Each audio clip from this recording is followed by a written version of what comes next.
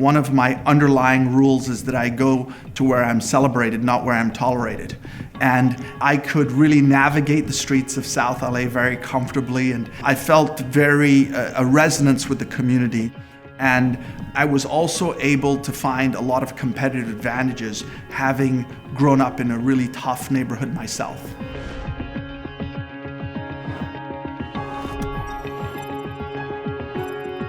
We're in the heart of South Central Los Angeles, and South Central has a rich history, but it also has a stigma that grew up during the period of the crack cocaine epidemic, the Bloods and the Crips and the LA riots.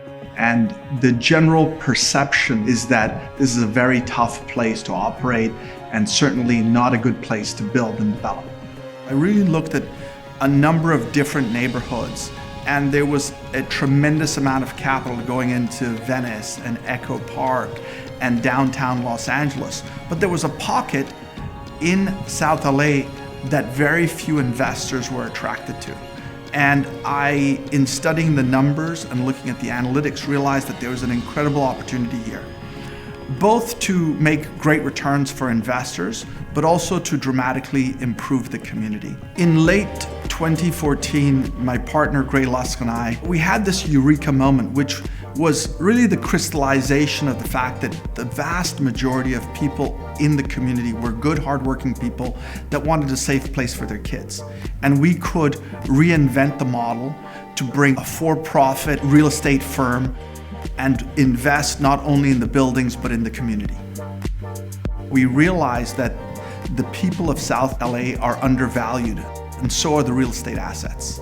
And so we really wanted to find ways to not only ensure that there was adequate investment in these real estate assets, but there was really investments in the people. We realized very early on that the better our tenants do, the better we do. We have always believed that capitalism done well can really produce great social returns. And so we focused on how to not only attract strategic capital, but also how to invest in the community in a way that really led to long-term returns. Not only financial returns, but social impact returns. SoLa is really based on 4 pillars. The fundamental pillar is access to high-quality, affordable housing.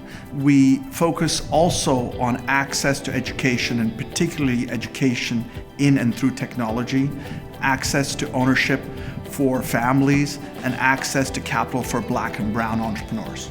We always felt that technology was the great equalizer, and giving young Black and Brown youth access to skills and opportunities in the technology industry is critical.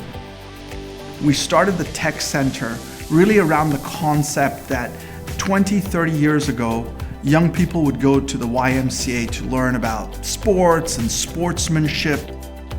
We wanted to have a center that young people could learn technology skills with an incredibly high probability that they can get jobs in the technology industry.